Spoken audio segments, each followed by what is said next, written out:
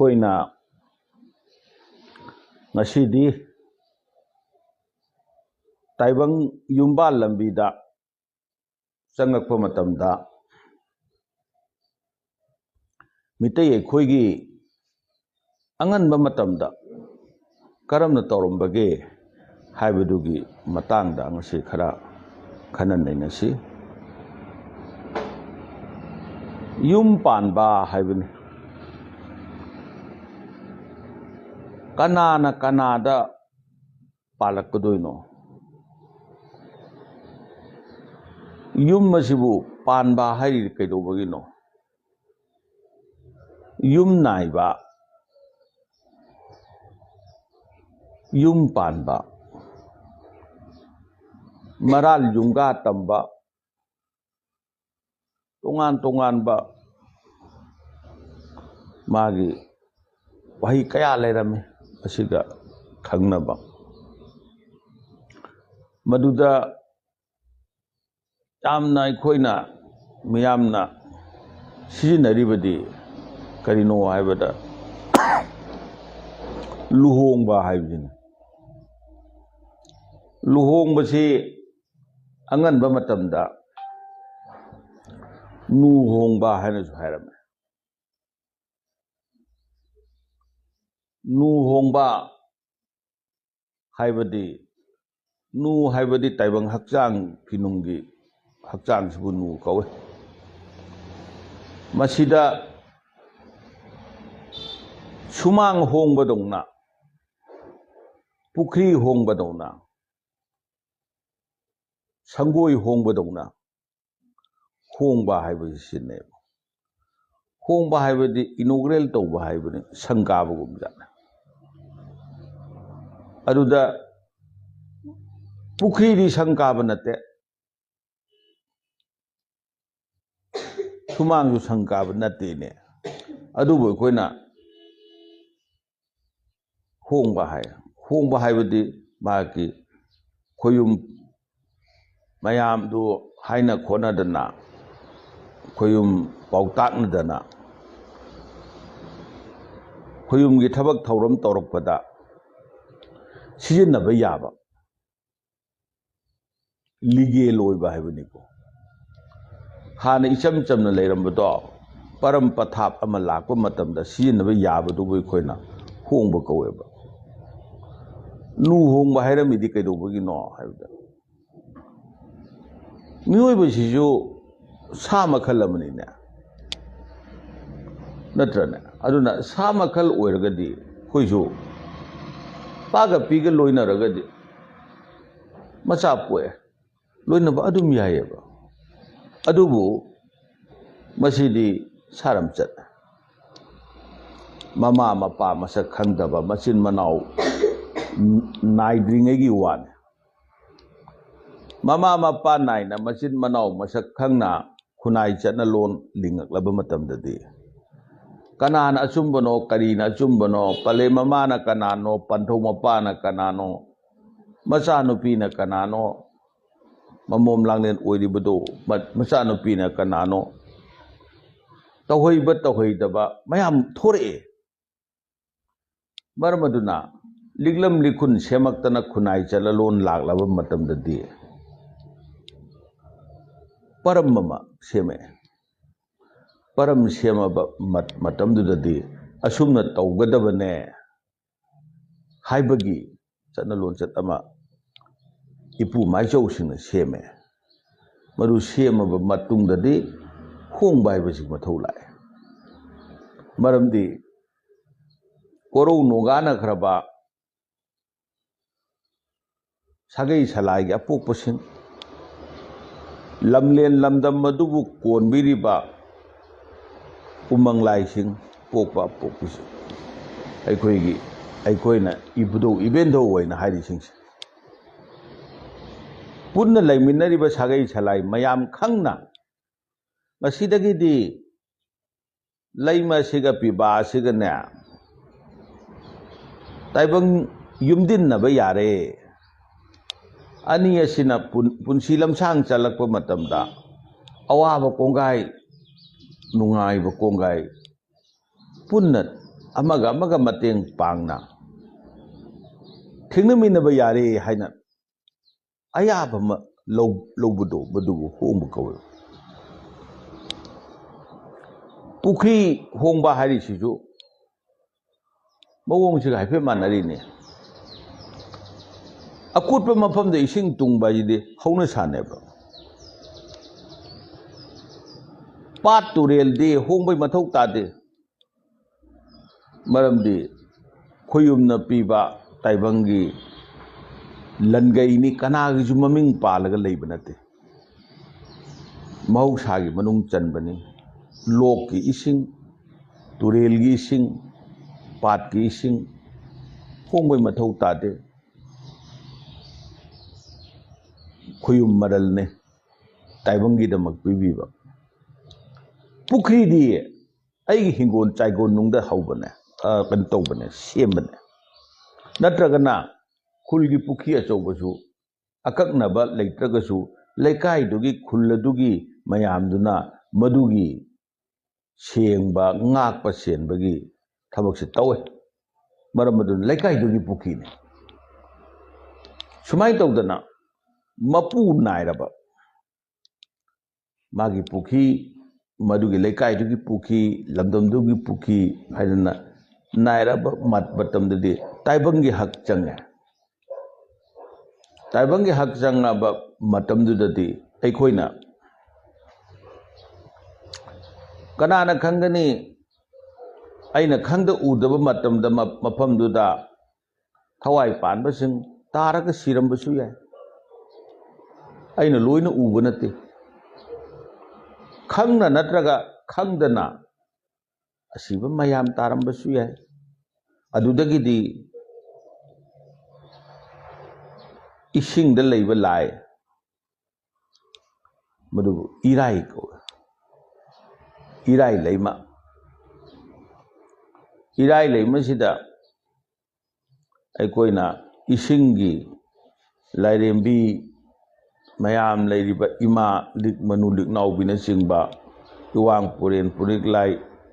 irel sidabana singba maduguba khoyumdu nataba akoigi lai macha macha apat anongi kari kara leiba lai mayam ama isingda leirieba macha macha taibangda ayetpa apanba piba charak chahing lai mayam ama lai ising ironungda lei makoina mathi phongamba yai aina laigi thoram tawba da sinarakpa matamda madudagi pukri do hongdragadi ligel oideba aduna hekta leiramba yumgi pukri amadagi hingongi lai latpa matamda madugi lai du lokhatpagi isingbu lawgebu hairasu laigi paramam da sijanaba ising oigi hairasu natragana pukri duda pukri habisidi mirolniko pokri haye banglada asamida pokri akoigidi laiji ikon hai sum khangna nabaina ina pukri koidi moigi pokri dusu koina haidre pukri hai koidi podu to pukri oina koi hai hairiba laiji ikon do laiji ikon du dagi maduda leiriba lai myam do kanamta leiro noidi yaroyeba moidi isingda leinabagi domta leirine lai singduda khoyumgi mathau pangakpada chingu marthau khalakpada mafamduda laije ikonduda leiriba laije isingdo sijanajagi haidana makoidigi ayaba permission nama hana lobane masu hongba kawe masumaina sangoidasu honge sumangdasu honge hindu laining la kandadi tulsi hongba na leidana asi sumang hongmane mafam khuding makta lai thoram tawbase lai di mafam khuding lei ꯑꯗꯨꯕꯨ ꯑꯩꯈꯣꯏꯅ ꯇꯥꯏꯕꯪꯒꯤ ꯊꯕꯛ ꯊꯧꯔꯝ ꯇꯧꯔꯛꯄꯗ ꯑꯩꯒꯤ ꯑꯣꯏꯕ ꯄꯣꯠ ꯑꯃ ꯊꯥꯡꯖꯤꯜꯂꯛꯄ ꯃꯇꯝꯗꯗꯤ ꯑꯌꯥꯕ ꯑꯃ ꯂꯧꯋꯦꯕ ꯃꯁꯤꯒꯤ ꯆꯠꯅꯕꯤꯁꯦ ꯍꯤꯔꯝ ꯈꯨꯗꯤꯡꯃꯛꯇ ꯏꯄꯥ ꯏꯄꯨꯅ ꯊꯝꯃꯝꯃꯦ ꯂꯥꯏꯒꯤ ꯂꯩ ꯑꯃ ꯍꯦꯛꯄꯁꯨ ꯂꯩ ꯑꯃ ꯍꯦꯛ ꯃꯇꯝꯗ ꯑꯩꯈꯣꯏꯅ ꯄꯠ ꯄꯠ ꯊꯜꯂꯒ ꯍꯦꯛꯂꯛꯑꯦ ꯍꯩ ꯑꯃ ꯍꯦꯛꯄ ꯃꯇꯝꯗ ꯑꯩꯈꯣꯏꯅ ꯃꯈꯣꯛꯇꯨꯗꯒꯤ ꯍꯦꯛꯂꯛꯑꯦ ꯈꯣꯏꯌꯨꯝ ꯂꯥꯏꯒꯤ ꯃꯃꯥꯡꯗ ꯑꯃꯥꯏꯕꯤꯅ ꯆꯤꯡꯉꯨ ꯂꯩꯄꯥꯎ ꯄꯤꯔꯛꯄꯗ ꯍꯩꯔꯥꯡꯕꯨ ꯄꯠ ꯄꯠ ꯊꯜꯂꯒ ꯍꯦꯛꯂꯛꯄ ꯂꯩꯔꯥꯡꯕꯨ ꯄꯠ ꯄꯠ ꯊꯜꯂꯒ ꯍꯦꯛꯂꯛꯄ ꯄꯥꯝꯖꯗꯦꯍꯦ ꯂꯧꯔꯣꯏꯍꯦ ꯍꯥꯏꯅ ꯐꯥꯎꯔꯛꯑꯦꯕ ꯄꯠ ꯄꯠ ꯊꯠꯇ꯭ꯔꯗꯤ ꯀꯃꯥꯏꯅ ꯇꯧꯔ ꯊꯠꯂꯛꯀꯗꯒꯦꯕ ꯂꯩꯁꯨ ꯄꯠꯇꯅ ꯊꯠꯂꯒ ꯍꯦꯜꯂꯛꯀꯗꯣꯏꯅꯤ ꯍꯩꯁꯨ ꯄꯠꯂꯧ ꯊꯥꯗꯣꯔꯛꯀꯗꯣꯏꯅꯤ ꯃꯈꯣꯛꯇꯨꯗꯒꯤ ꯃꯗꯣ ꯆꯤꯡꯉꯨ ꯂꯥꯏ ꯑꯗꯨꯅꯗꯤ ꯄꯠ ꯄꯠ ꯊꯜꯂꯒ ꯍꯦꯛꯂꯛꯑꯦꯅ ꯁꯥꯎꯋꯦꯕ ꯑꯗꯨꯗꯤ ꯃꯅꯨꯡꯗ ꯋꯥ ꯑꯃ ꯂꯩꯔꯦꯕ ꯃꯅꯨꯡꯗ ꯂꯩꯔꯤꯕ ꯋꯥꯗꯨꯗꯤ ꯀꯩꯅꯣ ꯍꯥꯏꯗ ꯍꯩꯔꯥꯡ ꯍꯦꯛꯄ ꯃꯇꯝꯗꯁꯨ ꯂꯩꯔꯥꯡ ꯍꯦꯛꯄ ꯃꯇꯝꯗꯁꯨ ꯍꯩꯔꯥꯡ ꯑꯗꯨꯗ ꯂꯩꯔꯥꯡ ꯑꯗꯨꯗ ꯇꯥꯏꯕꯪ ꯑꯣꯏꯕ ꯍꯦꯛꯀꯗꯧꯔꯤꯕ ꯑꯩꯅ ꯊꯕꯛ ꯊꯧꯔꯝ ꯑꯁꯤꯒꯤꯗꯃꯛꯇ ꯄꯥꯡꯊꯣꯛꯅꯕꯒꯤꯗꯃꯛꯇ ꯍꯩꯔꯥꯡ ꯄꯥꯃꯦꯜ ꯑꯣꯏꯅ ꯃꯥꯂꯦꯝ ꯂꯩꯁꯥꯊꯛꯇ ꯍꯧꯔꯤꯕ ꯅꯪꯒꯤ ꯅꯐꯝꯗꯒꯤ ꯍꯩꯔꯥꯡ ꯑꯃꯇꯪ ꯄꯤꯕꯤꯌꯣ ꯍꯥꯏꯅ ꯅꯤꯒꯗꯕꯅꯦꯕ ꯃꯥꯒꯤ ꯃꯄꯣꯠꯅꯦ ꯂꯩꯔꯥꯡꯗꯨꯗꯒꯤꯁꯨ ꯂꯩꯔꯥꯡ ꯑꯃꯇꯪ ꯄꯤꯕꯤꯌꯨ ꯂꯩꯔꯥꯡ ꯑꯅꯤꯗꯪ ꯄꯤꯕꯤꯌꯨ ꯑꯩꯒꯤ ꯊꯧꯔꯝꯁꯤ ꯀꯣꯟꯅꯅꯕ ꯂꯩꯔꯥꯡ ꯈꯖꯤꯛꯇꯪ ꯄꯤꯕꯤꯌꯨꯕꯨ ꯍꯥꯏꯔꯁꯨ ꯁꯨꯃꯥꯏꯅ ꯅꯤꯔꯒ ꯂꯧꯔꯛꯑꯒ ꯃꯥꯒꯤ ꯍꯥꯞꯐꯝ ꯊꯝꯐꯝ ꯑꯃꯗ ꯁꯦ ꯆꯪꯕꯤ ꯂꯥꯔꯥ ꯑꯃꯗ ꯍꯥꯞꯄꯁꯨ ꯌꯥꯏ ꯑꯃꯁꯨ ꯑꯣꯏꯔꯁꯨ ꯌꯥꯏ ꯄꯣꯂꯥꯡ ꯃꯆꯥ ꯑꯃꯗ ꯑꯣꯏꯔꯁꯨ ꯌꯥꯏ ꯇꯧꯔꯒ ꯍꯥꯞꯄ ꯀꯥꯟꯗ ꯄꯣꯔꯛꯑꯒ ꯍꯩꯃꯟ ꯂꯩꯃꯟ ꯄꯣꯔꯛꯄꯗꯧꯅ ꯀꯠꯇ꯭ꯔꯤꯕꯅꯤꯅ ꯍꯩꯃꯟ ꯂꯩꯃꯟ ꯍꯥꯏꯕꯗꯤ ꯌꯥꯗꯦꯀꯣ ꯑꯗꯨꯕꯨ ꯃꯣꯏꯗꯒꯤ ꯅꯤꯔꯛꯀꯗꯧꯅꯦꯕ ꯃꯔꯝꯗꯤ ꯃꯄꯨꯗꯤ ꯃꯣꯏꯅꯦꯕ ꯑꯗꯨꯅ ꯍꯩꯔꯥꯡꯒꯤ ꯍꯩꯄꯥꯜ ꯑꯃꯠꯇ ꯂꯩꯔꯥꯡꯒꯤ ꯂꯩꯄꯥꯜ ꯑꯃꯠꯇ ꯇꯥꯏꯕꯪ ꯃꯤꯒ ꯌꯋꯥ ꯋꯥꯆꯥꯅꯕ ꯉꯝꯗꯦ ꯋꯥꯔꯤ ꯋꯥꯇꯥꯏ ꯁꯥꯟꯅꯕ ꯉꯝꯗꯦ ꯃꯣꯏꯅ ꯀꯔꯤꯝ ꯍꯥꯏꯔꯛꯇꯦꯅ ꯑꯩꯈꯣꯏꯅ ꯄꯠ ꯄꯠ ꯊꯠꯂꯒ ꯂꯥꯛꯄꯅꯦ ꯑꯁꯤꯗꯤ ꯉꯝꯃꯤ ꯍꯥꯏꯕꯒꯤ ꯃꯇꯤꯛ ꯑꯉꯝꯕ ꯐꯨꯗꯣꯛꯄꯒꯨꯝꯕꯅꯦ ꯃꯉꯣꯟꯗ ꯑꯩꯒꯤ ꯌꯨꯝꯗ ꯅꯣꯏꯒꯤ ꯌꯨꯝꯗ ꯍꯧꯕ ꯃꯔꯣꯏ ꯐꯥꯎꯕ ꯀꯣ ꯐꯗꯤꯒꯣꯝ ꯍꯧꯕ ꯇꯤꯜꯍꯧ ꯍꯧꯕ ꯃꯌꯥꯝ ꯍꯧꯔꯤꯗꯣ ꯌꯥꯝ ꯈꯪꯅꯕ ꯌꯨꯝꯂꯣꯟ ꯀꯩꯔꯣꯟꯅꯕ ꯑꯃ ꯂꯥꯛꯑꯒ ꯀꯔꯤꯝ ꯍꯥꯏꯔꯝꯗꯅ ꯄꯠ ꯄꯠ ꯁꯨꯝ ꯊꯠ ꯇꯥꯔꯦ ꯅꯪ ꯁꯨꯝ ꯌꯦꯡꯕꯗ ꯈꯣꯏꯗꯧ ꯁꯥꯎꯒꯠꯂꯛꯀꯅꯦꯕ ꯀꯣ ꯑꯗꯨ ꯃꯥꯅ ꯏꯅꯦ ꯅꯠꯇ꯭ꯔꯒ ꯃꯥꯃ ꯇꯥꯗ ꯑꯩ ꯃꯔꯣꯏ ꯈꯤꯇꯪ ꯍꯦꯛꯆꯒꯦꯀꯣ ꯍꯥꯏꯅ ꯍꯥꯏꯔꯒ ꯍꯦꯛꯈꯤ ꯇꯥꯔꯒ ꯍꯦꯎ ꯑꯩꯅꯁꯨ ꯑꯗꯨꯝ ꯍꯥꯏꯅꯦꯕ ꯇꯥꯏꯕꯪ ꯆꯠꯅꯂꯣꯟꯗ ꯑꯗꯨ ꯁꯨꯃꯥꯏꯅ ꯄꯤꯅꯒꯗꯧꯅꯦꯕ ꯑꯗꯨ ꯇꯧꯔꯝꯗꯅ ꯄꯠ ꯄꯠ ꯊꯜꯂꯛꯄꯗꯨꯕꯨꯅꯤ ꯑꯃꯥꯏꯕꯤꯅ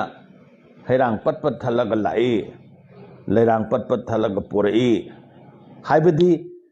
ꯍꯩ ꯀꯃꯥꯏꯅ ꯍꯦꯛꯀꯗꯒꯦ ꯈꯪꯗꯦ ꯂꯩ ꯀꯃꯥꯏꯅ ꯍꯦꯛꯀꯗꯒꯦ ꯍꯥꯏꯕ ꯈꯪꯗꯦ ꯍꯥꯏꯕꯒꯤ ꯆꯩꯕꯅꯦ ꯁꯨꯃꯥꯏꯅ ꯇꯧꯗꯅ ꯑꯩꯈꯣꯏꯅ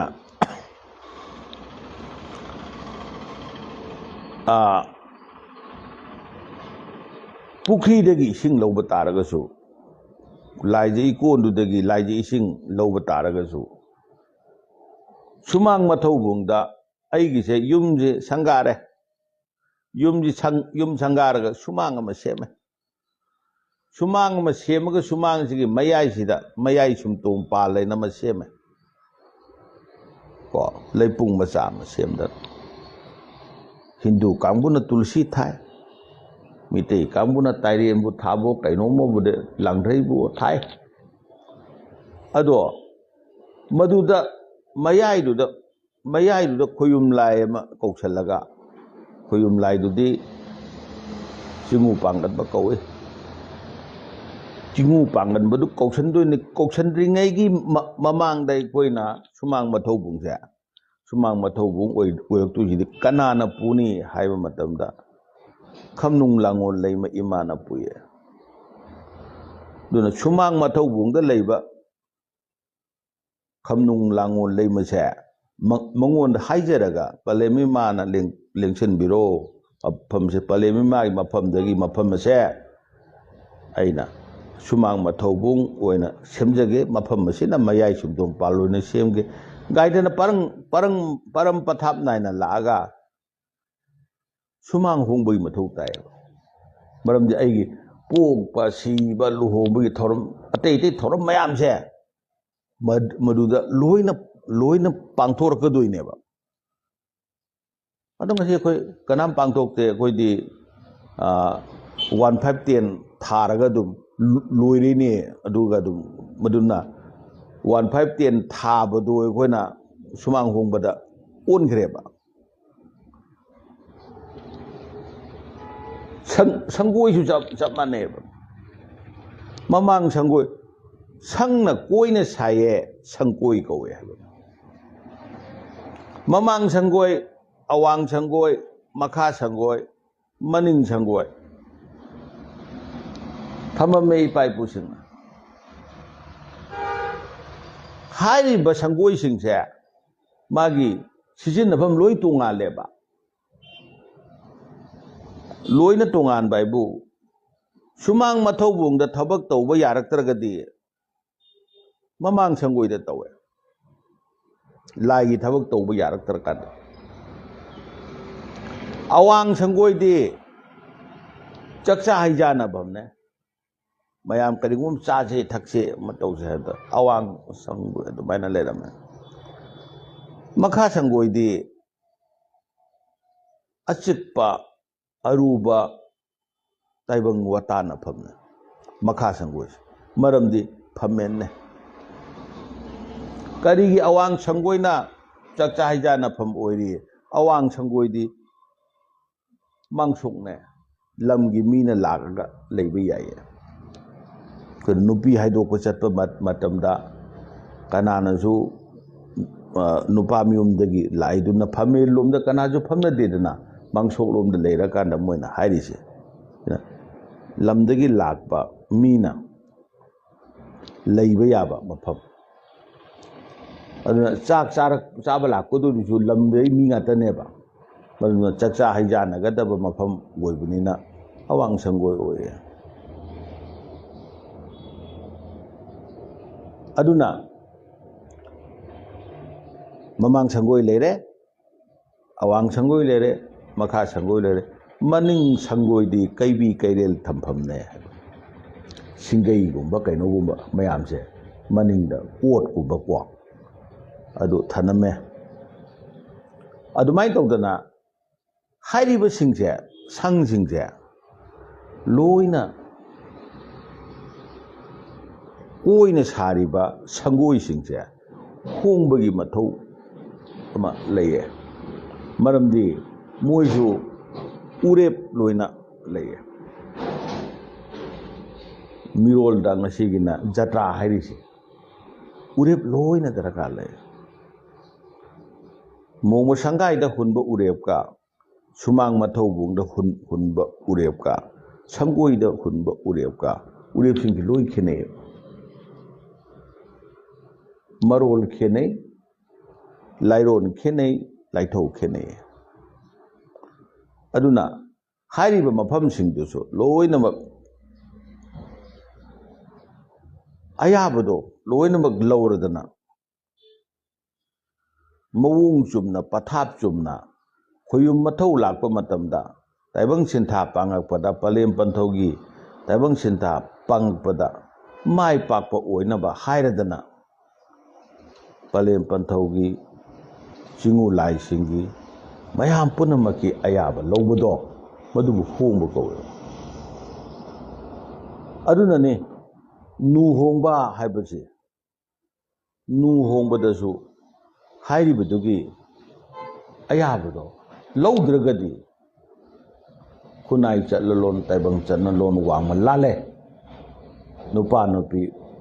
nupani nupi nena panglei leiminaba pangpun punba thoe madugi damakta nu hongba kawe lu hongba di nu hongba se lu hongba haina amula lu hongba mayam na haina ba kana na su lu hongba je kana su haina de lu hongba na yang na haine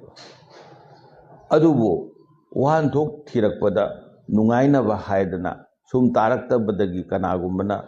lu hongba aina ko lu wedi kokse kok hana khalamba du mazu hongabani kolabani wan thok pi madu magi midyeng haitare ai koi di yang na hai lu hongba haina lu di kaino mapal maru haibane nupi oibido chanu ningol oibido madugi haupham satham oiba mapal maru do nupa oibadugi sagai salaida hongbadu madubu lu hongba kawa maramdi nupi du kanagumba sagai salai amada maji pokseragasu hairiba thauramdo hek pangthokherba matungdadi nupi dunane mapamda halakaga bu leirasu mafam amadabu leirasu mafam amadabu leirasu mahakna siba matamda natragana mahaki karigumba hoyungga mari leinaba thabak thauram ama tawrpa matamda nupa dugi sagai salaida sole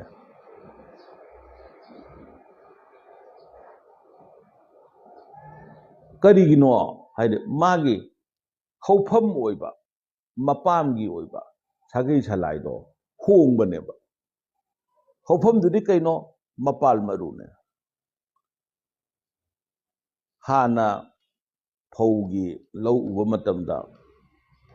phaudi tawna koigi phobon hullidana adu amuk fuga kanda lahon chemakan amuk lingidana hanagi mafam duda kaisu tawde dudai laukhallaga koina lingthokpado sumai tawdana nupigi mapam duda poglakpa salakpa chanu ningoldo atopa mafam amda sagai salai amada hongakpado hongaga magi haufam satham loi honge samna hairabada kanagumbagi yumdagi aina lei ama poraga aigi yumda gamla ra thaba matamdi aigi lei oirini mi adudagi de simma khata laujage simma khata thajage masi yamna pami madu pibiyu aina mangondagi nirakhadoineba natraga leirakhadoineba adumaina porakanda aigi yumda tharakanda aigi gamla tharakanda aina madugi chaunaba sanaba phajana semna kaktana kotana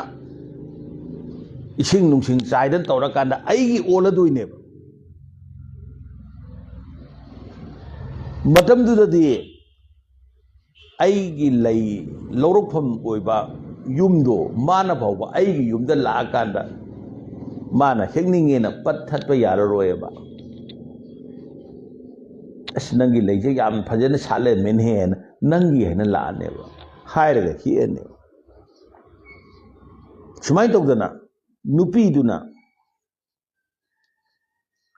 mayum palakpa matamda honga ise karino habda hofam satham mapal maru mayamdo hongbana ado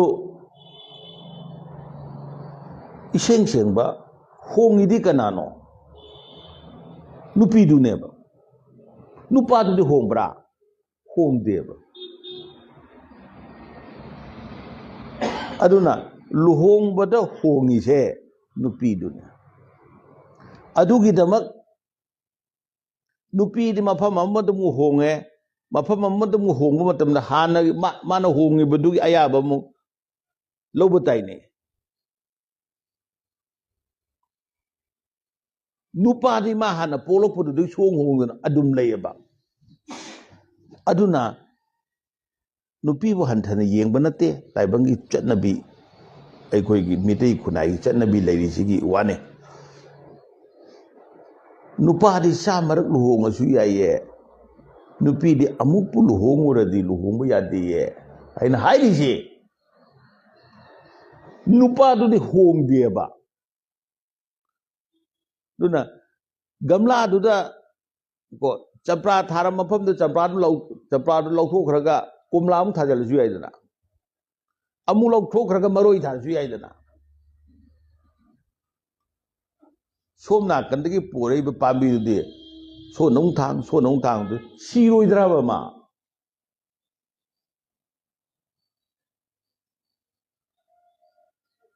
ꯑꯗꯨꯅ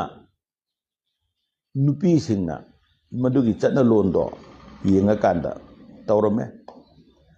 ꯑꯗꯨ ꯃꯁꯤ ꯂꯨꯍꯣꯡꯕꯒ ꯌꯥꯝ ꯃꯥꯟꯅꯕ ꯑꯃꯈꯛ ꯂꯩꯌꯦ ꯂꯨꯍꯣꯡꯕꯒꯨꯝꯖꯥꯠꯅꯦ ꯂꯨꯍꯣꯡꯕꯗꯤꯅꯦ ꯃꯁꯝ ꯂꯩꯁꯥꯅ ꯆꯅꯨ ꯅꯤꯉꯣꯜ ꯑꯣꯏꯅ ꯂꯥꯛꯄꯗꯨ ꯈꯛꯇꯕꯨ ꯑꯩꯈꯣꯏꯅ ꯂꯨꯍꯣꯡꯕ ꯍꯥꯏꯅ ꯂꯧꯏꯅꯦ ꯅꯠꯇ꯭ꯔꯥ ꯑꯗꯨ ꯅꯠꯇꯕꯁꯤꯡ ꯑꯗꯨꯗꯤ ꯑꯩꯈꯣꯏꯅ ꯁꯦ ꯀꯩꯅꯥ ꯀꯠꯄꯕꯨ ꯍꯥꯏꯔꯣ ꯅꯠꯇ꯭ꯔꯒꯅ ꯂꯧꯈꯠꯄꯕꯨ ꯍꯥꯏꯔో ꯍꯥꯏꯅꯩꯌꯦꯕ ꯂꯨꯍꯣꯡꯕ ꯅꯠꯇꯦꯕ ꯑꯗꯨ ꯏꯁꯦꯡ ꯁꯦꯡꯕꯗꯤ ꯂꯨꯍꯣꯡꯕ ꯉꯥꯛꯇꯅꯦꯕ ꯃꯃꯤꯡ ꯇꯣꯉꯥꯟ ꯇꯣꯉꯥꯟꯅ ꯃꯔꯝ ꯇꯣꯉꯥꯟ ꯇꯣꯉꯥꯟꯕꯗꯒꯤ ꯇꯣꯉꯥꯟ ꯇꯣꯉꯥꯟꯅ ꯊꯣꯛꯂꯦ ꯂꯧꯈꯠꯄ ꯃꯇꯝꯗꯗꯤ ꯁꯦ ꯂꯨꯍꯣꯡꯕꯁꯤ ꯆꯅු ꯅꯤꯉꯣꯜ ꯑꯗꯨꯅ ꯑꯇꯣꯞꯄ ꯑꯃꯗ ꯃꯌꯨꯝ ꯄꯥꯜꯂꯨꯔꯕ ꯅꯨꯄꯥ ꯑꯃꯗ ꯃꯄꯥꯝꯗ ꯍꯜꯂꯛꯑꯕ ꯃꯥꯏ ꯅꯨꯄꯥꯗꯣ ꯂꯩꯈꯤꯗꯗꯅ ꯍꯜꯂꯛꯑꯦ ꯈꯜꯂꯁꯤꯅꯦꯀꯣ ꯃꯥꯅ ꯑꯃꯨꯛ ꯑꯇꯣꯞꯄ ꯌꯨꯝ ꯑꯃꯗ ꯑꯃꯨꯛ ꯃꯌꯨꯝ ꯄꯥꯟꯒꯦ ꯑꯇꯣꯞꯄ ꯁꯥꯒꯩ ꯁꯂꯥꯏ ꯑꯃꯗ ꯑꯃꯨꯛ ꯄꯥꯟꯒꯦ ꯇꯧꯔꯕ ꯅꯨꯄꯥꯗꯨꯗꯤ ꯃꯥꯗꯤ ꯃꯆꯥꯁꯨ ꯄꯣꯛꯇꯦ ꯂꯩꯁꯨ ꯂꯩꯈꯤꯗ꯭ꯔꯕꯅꯤ ꯅꯨꯄꯤꯗꯨꯅ ꯃꯄꯥꯝꯗ ꯍꯜꯂꯛꯑꯕꯅꯤ ꯁꯣꯟꯕ ꯃꯇꯝꯗ ꯑꯃꯥꯏꯕꯗꯨꯅ ꯁꯣꯜꯂꯛꯄ ꯃꯇꯝꯗ ꯍꯥꯟꯅꯒꯤ ꯃꯥꯒꯤ ꯃꯌꯨꯝ ꯄꯥꯜꯂꯨꯔꯤꯕꯗꯣ ꯅꯨꯄꯥꯗꯣ ꯃꯥꯒꯤ ꯁꯥꯒꯩ ꯁꯂꯥꯏꯗꯨꯒꯤ ꯃꯥꯒꯤ ꯑꯄꯣꯛ ꯑꯁꯥ ꯇꯝꯃꯦ ꯃꯣꯏꯗꯤ ꯑꯌꯥꯕ ꯂꯧꯋꯦꯕ ꯃꯔꯤ ꯂꯣꯏ ꯇꯠꯅꯈ꯭ꯔꯕꯅꯤ ꯆꯦ ꯆꯥꯡ ꯂꯣꯏꯅꯈ꯭ꯔꯕꯅꯤ ꯀꯥꯏꯅ ꯌꯥꯗꯦꯕ ꯈꯣꯏꯌꯨꯝ ꯄꯔꯝꯗꯗꯤ ꯆꯦ ꯆꯥꯡ ꯂꯣꯏꯅꯗꯦꯕ ꯃꯔꯝ ꯑꯗꯨꯅ ꯁꯣꯟ ꯅꯥꯀꯟꯒꯤ ꯅꯨꯄꯤ ꯃꯌꯨꯝꯒꯤ ꯁꯥꯒꯩ ꯁꯂꯥꯏꯗꯨꯗꯒꯤ ꯍꯦꯛꯇ ꯍꯧꯔꯒ ꯁꯣꯟ ꯌꯥꯗꯦꯕ ꯀꯃꯥꯏꯅ ꯇꯧꯒꯦꯗ ꯁꯥꯒꯩ ꯁꯂꯥꯏ ꯆꯞ ꯃꯥꯟꯅꯕ ꯍꯥꯏꯕ ꯑꯃ ꯑꯩꯈꯣꯏꯅ ꯀꯩꯅꯣ ꯈꯜꯂꯁꯤꯅꯦꯀꯣ ꯅꯣꯡꯊꯣꯝꯕꯝꯁꯤ ꯃꯉꯥꯡꯅꯤ ꯅꯠꯇ꯭ꯔꯥ ꯅꯣꯏꯒꯤ ꯅꯣꯡꯊꯣꯝꯕꯝꯁꯦ ꯑꯗꯨꯅ ꯅꯣꯡꯊꯣꯝꯕꯝꯗ ꯑꯣꯡꯉꯨꯔꯕ ꯅꯨꯄꯤ ꯑꯃ ꯃꯥꯅ ꯑꯣꯡꯉꯨꯕ ꯅꯨꯄꯥꯗꯣ ꯂꯩꯈꯤꯗ꯭ꯔꯦ ꯀꯥꯏꯅꯈ꯭ꯔꯦ ꯑꯃꯨꯛ ꯍꯜꯂꯛꯑꯀꯥꯟꯗ ꯃꯊꯪ ꯈꯪꯅꯕꯗ ꯃꯗꯨꯁꯨ ꯅꯣꯡꯊꯣꯝꯕꯝ ꯑꯣꯏꯔꯦꯅ ꯈꯜꯂꯁꯦꯕ ꯀꯣ ꯑꯗꯨꯏꯗꯤ ꯆꯞ ꯃꯥꯟꯅꯔꯗꯤ ꯌꯥꯒꯗ꯭ꯔꯥ ꯑꯗꯨꯁꯨ ꯌꯥꯗꯦꯕ ꯁꯥꯒꯩ ꯁꯂꯥꯏꯗꯤ ꯄꯨꯜꯂꯤ ꯁꯥꯒꯩ ꯁꯂꯥꯏ ꯄꯨꯜꯂꯒꯁꯨ ꯅꯨꯄꯤ ꯃꯌꯨꯝꯗꯨꯒꯤꯅꯦ ꯅꯨꯄꯤ ꯃꯌꯨꯝꯒꯤ ꯁꯥꯒꯩ ꯁꯂꯥꯏ ꯑꯃꯗꯤ ꯂꯦꯡꯗꯅ ꯃꯥꯒꯤ ꯍꯧꯔꯛꯐꯝ ꯏꯍꯥꯟ ꯍꯥꯟꯕꯒꯤ ꯑꯣꯔꯤꯖꯤꯟ ꯑꯣꯏꯕꯒꯤ ꯁꯤꯃꯗꯤ ꯑꯗꯨꯝ ꯃꯔꯩꯔꯅꯤꯗꯅ ꯃꯥꯒꯤ ꯁꯥꯒꯩ ꯁꯂꯥꯏ ꯑꯄꯣꯛꯄ ꯑꯃ ꯂꯝ ꯂꯥꯏ ꯀꯣꯟꯕ ꯑꯃ ꯑꯗꯨꯗꯒꯤꯗꯤ ꯃꯥꯒꯤ ꯁꯣ ꯅꯥꯀꯟꯒꯤ ꯍꯥꯟꯅꯒꯤ ꯅꯨꯄꯥꯗꯨꯒꯤ ꯃꯥꯒꯤ ꯑꯄꯣꯛꯄꯒꯤ ꯑꯃꯗꯤ ꯂꯩꯔꯅꯤꯗꯅ ꯑꯗꯣ ꯃꯊꯪ ꯃꯥꯅ ꯈꯣꯏꯔꯝꯃꯛꯄꯗꯨꯁꯨ ꯑꯗꯨꯝ ꯅꯣꯡꯊꯣꯝꯕꯝ ꯁꯥꯒꯩꯗꯨꯒꯤ ꯑꯄꯣꯛꯄꯗꯤ ꯑꯗꯨꯝ ꯑꯣꯏꯔꯤꯅꯦꯕ ꯂꯩꯀꯥꯏ ꯑꯃꯠꯇꯅꯦꯁꯨ ꯈꯜꯂꯁꯦꯕ ꯀꯣ ꯂꯩꯀꯥꯏ ꯑꯃꯠꯇ ꯑꯣꯏꯔꯒꯁꯨ ꯍꯥꯟꯅꯒꯤ ꯅꯨꯄꯥꯗꯨꯗ ꯏꯇꯤꯜꯂꯨꯕꯒꯤ ꯃꯗꯨꯗꯒꯤ ꯈꯥꯏꯔꯛꯄ ꯑꯃꯈꯛ ꯃꯊꯧ ꯇꯥꯏ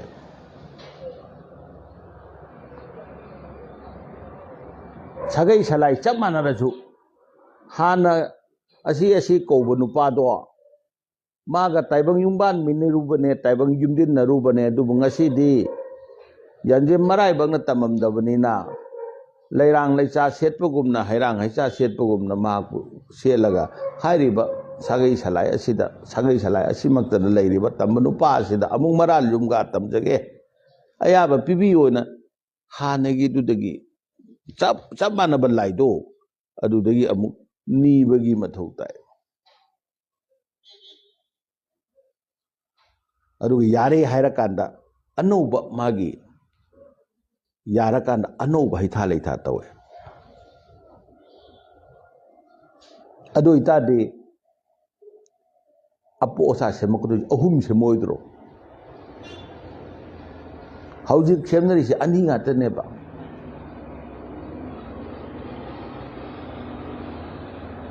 aduna hana luhongurabaduna halaga amuk hongbagide ahum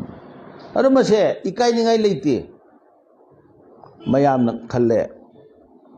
kamaina amuk luhongdoino hana luhongurabdubo haidana khalleba masidi haujik tawriba paramsida chanadabai wane hanagi paramduda yengak taragadi chanu ningoluna hongbudusu ko mau oirakanda hongbudusu laukhatpa oina hongbudusu thauniroda khenajabai wane amaibuduna solakpada thauramgi paramdu chamane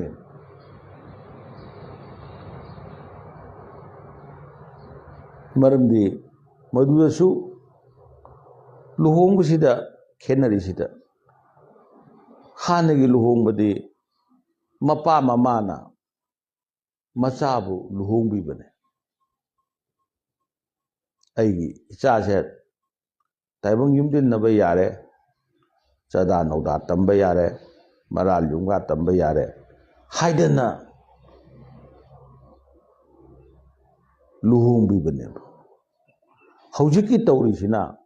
nupiga nupadugana luhongjabada mayamna ayaba pibane yaubiba khenaridi hanagidi nupaduga nupiduga tomnamuk leite moidi angangne mama mapana sagai nateina moibu luhongbibane hujikti thauramdudadi luhongbagi bibadamuk chawba leite ningthauna lasu mabu khoiramgadabni kaina madang chana lon chat mayam ama semakpadagi phaba phattaba tunganbani ko lali haiba nate asumaina mayam lae luhongdre nupi katpadawna leire maramaduna nupaduga nupidugagi luhongbada ahal laman ayaba pibibadawna leireba hanagi luhongbadi adu nate hanagi luhongbadi nupa mayumdagi nupadugi sagai salai chawnabagidama chada naudanabagidama nupi mayum aduda chanu ningolodo pibiyu haidana nibane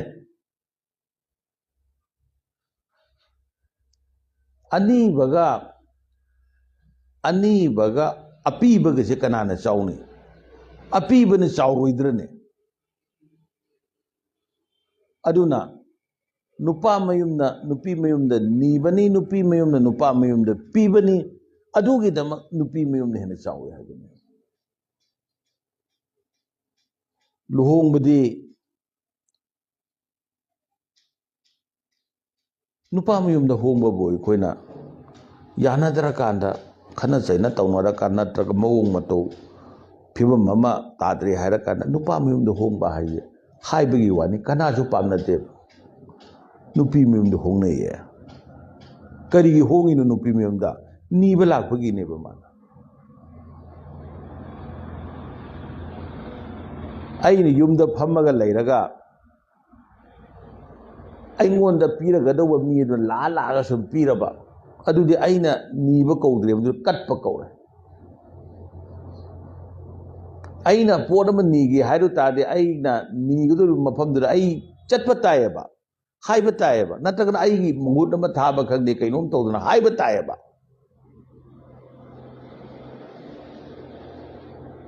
ꯑꯩꯅ ꯂꯥꯏ ꯈꯣꯏꯔꯝꯅꯤꯡꯉꯛꯄ ꯃꯇꯝꯗ ꯂꯥꯏꯁꯪꯗꯒꯤ ꯂꯥꯏ ꯊꯥꯡꯉꯛꯇꯧ ꯅꯠꯇꯦꯕ ꯑꯩꯅ ꯂꯥꯏꯁꯪꯗꯨꯗ ꯆꯠꯂ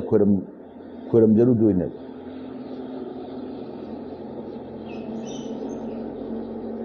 ꯑꯗꯨꯅ ꯅꯨꯄꯤ ꯃꯌꯨꯝꯗ ꯂꯨꯍꯣꯡꯅꯔꯝꯃꯤꯁꯦ ꯃꯁꯤꯅꯗꯤ ꯑꯩꯈꯣꯏꯒꯤꯁꯤꯗ ꯂꯨꯍꯣꯡꯕꯁꯤꯗ ꯇꯥꯡꯀꯛ ꯑꯅꯤꯅꯦ ꯃꯔꯝꯗꯤ ꯃꯃꯥꯡꯗ ꯑꯉꯥꯡ ꯄꯣꯛꯄꯗꯁꯨ ꯃꯤꯔꯣꯟꯕꯗꯁꯨ ꯑꯉꯥꯡꯗꯨ ꯈꯛ ꯁꯦꯝꯃꯒ ꯌꯥꯗꯦꯌꯦ ꯃꯃꯥꯗꯨꯁꯨ ꯃꯄꯥꯡꯒꯜ ꯀꯟꯅꯅꯕ ꯇꯧꯈꯤꯕ ꯁꯦꯝꯈꯤꯕ ꯃꯑꯣꯡꯗꯣ ꯁꯨꯃꯥꯏꯅ ꯇꯧꯔꯗꯅ ꯅꯨꯄꯤ ꯃꯌꯨꯝꯗꯗꯪ ꯅꯨꯄꯤ ꯃꯌꯨꯝꯒꯤ ꯊꯧꯔꯝ ꯂꯣꯏꯕ ꯃꯇꯝꯗ ꯑꯩꯈꯣꯏꯅ ꯂꯨꯍꯣꯡꯕ ꯂꯣꯏꯔꯦꯅ ꯈꯜꯂꯦꯕ ꯂꯣꯏꯗꯦꯕ ꯑꯥꯗꯒꯤ ꯑꯌꯥꯕ ꯂꯧꯔꯛꯑꯦ ꯑꯌꯥꯕ ꯂꯧꯔꯒ ꯅꯨꯄꯤꯗꯨ ꯄꯨꯔꯒ ꯂꯥꯛꯑꯦ ꯅꯨꯄꯥꯗꯨꯒꯤ ꯃꯌꯨꯝꯗ ꯑꯃꯨꯛ ꯂꯥꯛꯄ ꯃꯇꯝꯗ ꯅꯨꯄꯥꯗꯨꯒꯤ ꯁꯥꯒꯩ ꯁꯂꯥꯏ ꯂꯩꯔꯤꯕ ꯃꯌꯥꯝꯗꯨꯅ ꯃꯣꯏꯕꯨ ꯑꯃꯨꯛ ꯅꯨꯄꯤꯗꯣ ꯁꯥꯒꯩ ꯁꯂꯥꯏꯗꯨꯗ ꯃꯧ ꯑꯃ ꯑꯣꯏꯅ ꯄꯣꯔꯛꯄꯗꯨꯒꯤ ꯑꯌꯥꯕꯗꯣ ꯃꯐꯝꯗꯨꯗꯒꯤ ꯑꯃꯨꯛ ꯅꯨꯄꯥ ꯃꯌꯨꯝꯗ ꯑꯃꯨꯛ ꯅꯨꯄꯥ ꯃꯌꯨꯝꯗꯨꯒꯤ ꯂꯝꯗꯨꯕꯨ ꯀꯣꯜꯂꯤꯕ ꯂꯥꯏ ꯀꯔꯤ ꯀꯔꯥ ꯃꯌꯥꯝꯗꯨꯗꯒꯤ ꯑꯃꯨꯛ ꯂꯧꯕꯩ ꯃꯊꯧ ꯑꯃ ꯇꯥꯏꯌꯦꯕ ꯃꯣꯏꯅ ꯌꯥꯗꯦ ꯍꯥꯏꯔꯗꯤ ꯅꯨꯄꯤꯗꯨ ꯀꯗꯥꯏ ꯊꯝꯃꯨꯅꯤ ꯃꯣꯡꯕ ꯁꯪꯒꯥꯏ ꯌꯧꯅ ꯆꯪꯉꯛꯄ ꯌꯥꯒꯗ꯭ꯔꯥ ꯊꯣꯡꯒꯥꯜ ꯀꯥꯟꯁꯤꯟꯕ ꯌꯥꯔꯛꯀꯗ꯭ꯔꯥꯕ ꯌꯥꯔꯣꯏꯗꯣꯏꯅꯦꯕ ꯃꯔꯝ ꯑꯗꯨꯅ ꯅꯨꯄꯥ ꯃꯌꯨꯝꯗ ꯇꯧꯔꯛꯀꯗꯣꯏꯕ ꯊꯧꯔꯝꯗꯨꯁꯨ ꯅꯨꯄꯤ ꯃꯌꯨꯝꯗ ꯇꯧꯈꯤꯕ ꯊꯧꯔꯝꯗꯣ ꯑꯗꯨꯒ ꯂꯥꯏꯔꯣꯟꯗꯤ ꯈꯦꯠꯅꯔꯅꯤ ꯇꯤꯟꯁꯛ ꯂꯥꯏꯁꯛꯇꯤ ꯈꯔꯗꯤ ꯈꯦꯠꯅꯔꯅꯤ ꯈꯦꯠꯅꯔꯒꯁꯨ ꯃꯥꯒꯤꯁꯨ ꯊꯧꯔꯝ ꯑꯃ ꯇꯉꯥꯏ ꯐꯗꯦ ꯑꯗꯨꯅ ꯑꯅꯤ ꯇꯨꯅ ꯇꯧꯔꯛꯀꯗꯧꯕ ꯊꯧꯔꯝꯅꯦ ꯂꯨꯍꯣꯡꯕꯒꯤꯁꯤꯗꯤ ꯈꯔ ꯁꯥꯡꯉꯦ ꯉꯁꯤꯒꯤꯁꯤꯅ ꯑꯍꯥꯟꯕ ꯇꯥꯡꯀꯛ ꯑꯣꯏꯁꯤ ꯑꯗꯨꯒ ꯃꯊꯪꯒꯤ ꯅꯣꯡꯃꯥꯏꯖꯤꯡꯗ ꯃꯊꯪ ꯃꯥꯒꯤ ꯄꯔꯝꯁꯤꯡꯗꯣ ꯀꯃꯥꯏꯅ ꯇꯧꯔꯛꯀꯗꯒꯦ ꯂꯨꯍꯣꯡꯕꯒꯤ ꯊꯧꯔꯝ ꯑꯃ ꯊꯥꯏꯅ ꯀꯃꯥꯏꯅ ꯄꯥꯡꯊꯣꯛꯑꯝꯕꯒꯦ ꯍꯥꯏꯕꯅꯆꯤꯡꯕꯁꯤꯡ ꯃꯊꯪ ꯑꯃꯨꯛ ꯂꯥꯛꯄꯒꯤ ꯃꯊꯧ ꯇꯥꯏ ꯃꯔꯝꯗꯤ ꯃꯤꯑꯣꯏꯕꯅ ꯍꯤꯡꯉꯤꯁꯦ ꯂꯨꯍꯣꯡꯕꯗꯒꯤ ꯍꯤꯡꯉꯤꯅꯤ ꯂꯨꯍꯣꯡꯕꯗꯒꯤ ꯆꯥꯗꯥ ꯅꯧꯗꯥꯔꯤꯅꯤ ꯂꯨꯍꯣꯡꯕꯒꯤ ꯆꯠꯅꯕꯤꯁꯦ ꯂꯩꯔꯝꯗ꯭ꯔꯕ ꯁꯥ ꯉꯥ ꯑꯣꯜꯂꯝꯒꯅꯦꯕ ꯑꯩꯈꯣꯏ ꯁꯥꯔꯝꯆꯠ ꯑꯣꯜꯂꯝꯒꯅꯤ ꯉꯥꯔꯝꯆꯠ ꯆꯠꯄ ꯑꯣꯏꯔꯝꯒꯅꯤ ꯄꯂꯦꯝ ꯄꯟꯊꯧ ꯃꯃꯥ ꯃꯄꯥ ꯃꯁꯛ ꯈꯪꯗꯕ ꯍꯥꯏꯕꯗꯣ ꯑꯩꯈꯣꯏ ꯑꯣꯏꯔꯝꯒꯅꯦꯕ ꯃꯔꯝ ꯑꯗꯨꯅ ꯑꯍꯥꯟꯕ ꯇꯥꯡꯀꯛꯀꯤꯗꯤ ꯁ꯭ꯋꯥꯏꯗ ꯂꯣꯏꯁꯤꯟꯁꯤꯀꯣ ꯃꯌꯥꯝ ꯄꯨꯝꯅꯃꯛꯄꯨ ꯈꯨꯔꯨꯝꯖꯔꯤ